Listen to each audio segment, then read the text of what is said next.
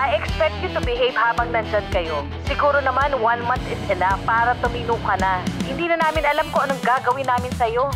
Yes, Mom. I know. Don't protest. Just obey what your dad and I are telling you. It's for your own good. Fifth cousin! Bro, nandito ka rin? Oh, no. They can't know kaya ako nandito dahil I'm grounded. Yes, Mom. Of course. Of course, I know. I love you. Bye-bye. Hindi niya pwede malaman na nandito ako sa punishment dahil nakipagbugbugan ako sa ka-teammate ko na varsity. They would think na I'm not cool. Oo naman. Busy sa season games namin. Alam mo naman pag MVP, di ba? Kayo, anong ginagawa niyo dito? Kala ko pa naman soloin ko tong family house natin. Naku, hindi nila pwede malaman na nandito ako as punishment nila, Mom. Dahil sa scandal ko sa school, dahil sa pangloloko na 4 na babae. Paano na lang ang good boy image ko sa family namin? I decided na mag-vacation din, bro. After all the charity works at ministries sa school and community namin, I needed to recharge. In preparation na rin, dahil alam mo na, Dad is training me for political race, di ba? Eh, ikaw, bro, vacation ka din? Patay, hindi na ako pwedeng mabuking. Hindi ko pwedeng sabihin punishment na to ni Lola dahil suspended ako from school dahil sa pag-cheat sa exams. Bro, tulala ka. May problema ba? Wala. Nandito rin ako to review. Alam mo naman, malapit na board exams eh. Wow, well, hope you can ace it. Ikaw pa ba? Eh, ikaw, bro, di ba broadcom ka? Natapos mo na ba?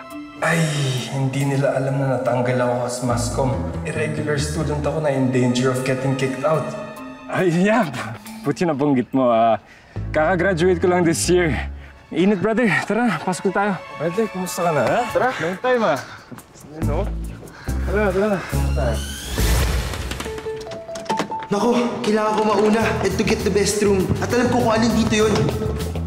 Mga bros, itong room na to, kunin ko na. Dito rin kasi ako palagi pag nagbabakasyon dito.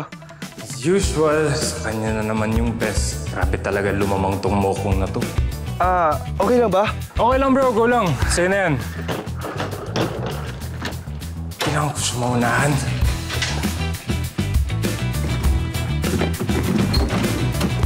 Brother, ito na yung room ko, Para malapit ako sa gym, tapos nasa tapat ko din yung swimming pool. Para makapag-morning laps ako. As usual, ako na naman kulelat. Okay lang, sige. Okay lang? Sige, bro.